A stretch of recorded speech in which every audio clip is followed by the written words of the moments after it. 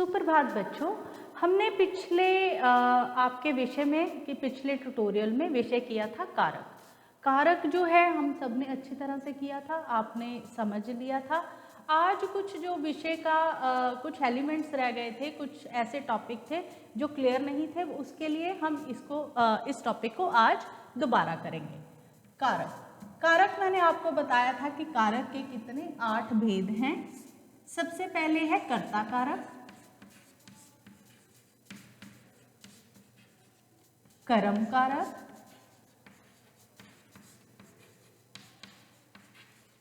करण कारक,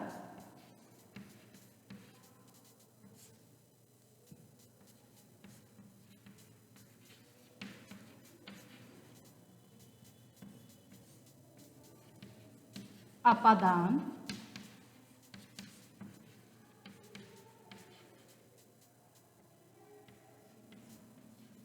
संप्रदान,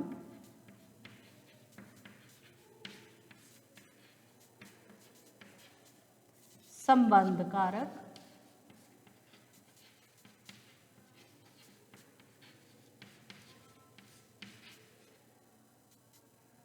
अधिकरण,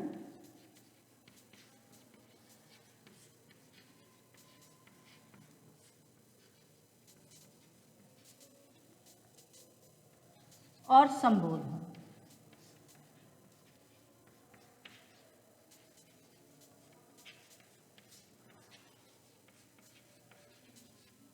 अब इनके प्रसर्ग क्या थे, विभक्ति चिन्ह क्या थे।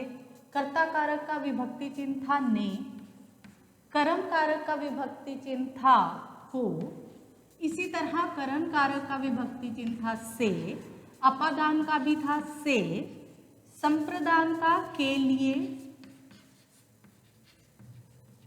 और को, संबंध का के की, अधिकरण में और पर, संबोधन हे, अरे, सुनो। तो इस प्रकार हमने इनके विभक्ति चिन्ह डिसाइड किए थे। कर्ता कारक जब जो भी कोई कार्य कर रहा है वो क्या कहलाता है, कर्ता कारक कहलाता है। जैसे राम ने किताब पढ़ी, कर्म कारक, जिस पे क्रिया का फल पड़ रहा है, जो क्रिया की जा रही है जिस पे उसका फल पड़ रहा है वो क्या है, कर्म। राम ने किताब को पढ़ा, पढ़ने की क्रिया की गई है, उसका फल किस पर पड़ा, किताब पर, तो वो कर्म कारक। उसके बाद करण कारक। करण कारक क्या है, जब जिस वस्तु के द्वारा क्रिया की जाए, जैसे मैं लिख रही हूं, मैं चौक से लिखती हूं, तो ये क्या है, करण कारक। अपादान कारक, जब चीजें परमानेंटली एक दूसरे से अलग हो जाती हैं, उस भाव को, जुदाई भाव को जब हम लेते हैं, वो क्या होता है, अपादान कारक। इसी तरह संप्रदान कारक, संप्रदान कारक के लिए को, जिसके लिए क्रिया की जाए या जहां देने का भाव हो वहां क्या होगा, संप्रदान कारक। संबंध कारक, काके की किसी संज्ञा का दूसरे के साथ संबंध जब बताया जाता है, उसका भाई, ये उसका बैग, उसकी कॉपी, तो इस तरह काके की। अधिकरण, जहां पर क्रिया की जा रही है, जैसे इस वक्त मैं कक्षा में पढ़ा रही हूं, तो मैं कक्षा में पढ़ा रही हूं, तो ये क्या है,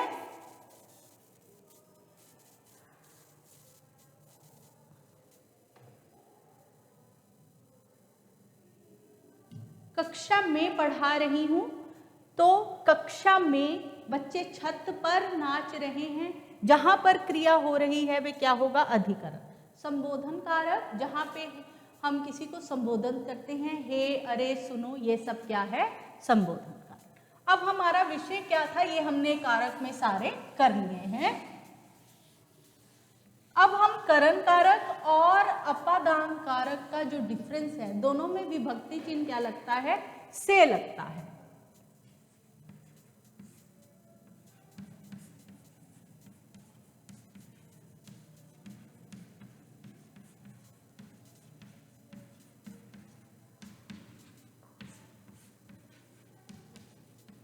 दोनों का विभक्ति चिन्ह क्या है? से। अब जिस चीज से मैं चौक से लिखती हूं,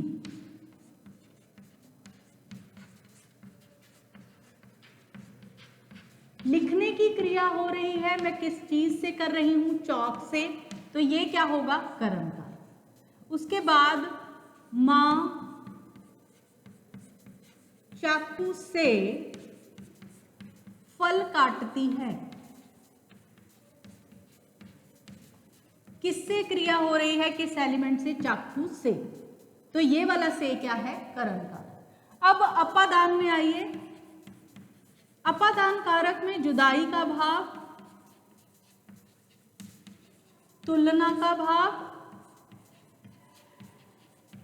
डर का भाव और शर्म का भाव, इन कारणों से जहां से लगा हो वहां पे क्या होगा? अपादान।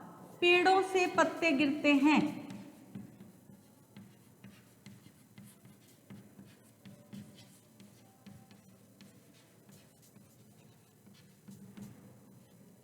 ये वाला जो से है वो पेड़ों से पत्ते जो हैं वो परमानेंट एक दूसरे से अलग हो रहे हैं, तो ये क्या है? जुदाई का भाव।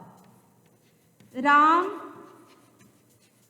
श्याम से लंबा है,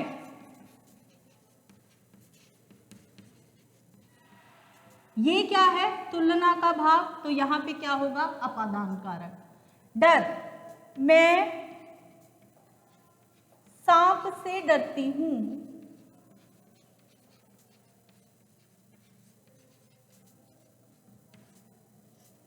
ये डर का भाव, अपादान कारक। उसके बाद बहू ससुर से शर्मा गई, यहां शर्म का भाव यहां से लगा है, तो ये क्या होगा? अपादान कारक। चीजें क्लियर होनी चाहिए आपको। जब हम क्रिया किसी वस्तु के द्वारा करते हैं, क्रिया करने के लिए जिस चीज का इस्तेमाल किया जाता है वहां क्या होगा? करण कारक।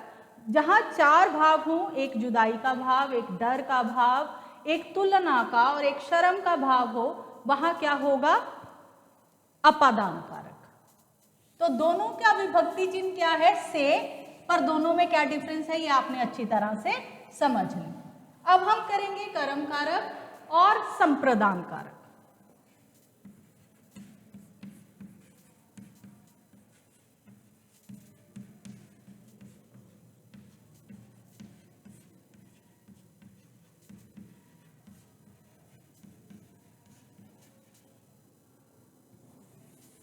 कर्म कारक, जब हम कोई क्रिया करते हैं जिस पर उस क्रिया का फल पड़ता है उसे हम क्या कहते हैं? कर्म।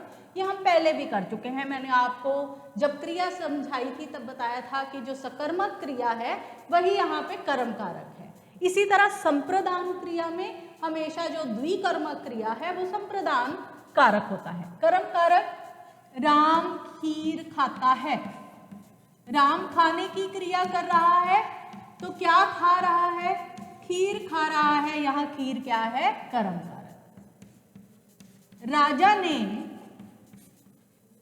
घोड़े को सहलाया,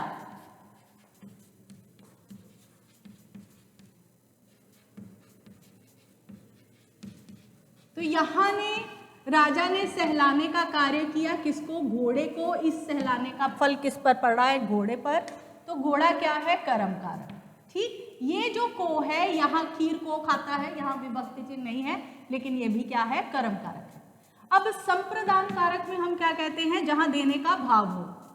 माता ने बच्चों को खीर दी, जहां देने का भाव आ गया वहां क्या होगा? संप्रदान कारक। जहां गिवन लगा है वहां हमेशा क्या होगा? संप्रदान कारक। रोगी को दवाई दो,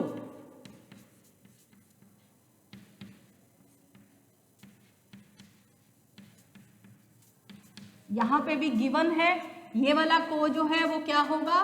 संप्रदान कारक। जहां देने का भाव हो। माली ने पौधों को पानी दिया, तो यहां पे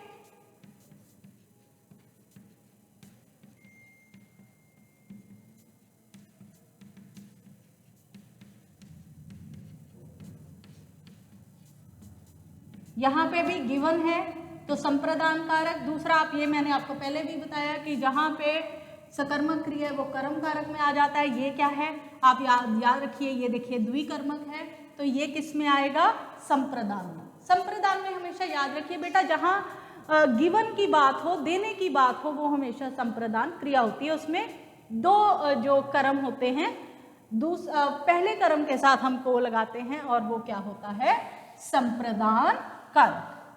आई होप कि आप सबको कारक की ये छोटी छोटी जो बातें हैं वो समझ आ गई हैं। उससे पहले हम कारक कर चुके हैं, वीडियोस बहुत सारे मैं जो है बना चुकी हूँ। तो अब आपको एक्सरसाइज भी भेजी जाएगी। आई होप कि आप अच्छे ढंग से इसे करें, एक्सरसाइज करके देखें, ताकि आपको कारक जो है वो अच्छी तरह से समझ आ गया। और अब इसके विभक्ति चिन्ह को लेकर भी कोई कंफ्यूजन नहीं होनी चाहिए। हमने अपादान और करण कारक का डिफरेंस देखा, हमने संप्रदान और कर्म कारण का डिफरेंस भी जो अच्छी तरह से है समझ लिया है। धन्यवाद।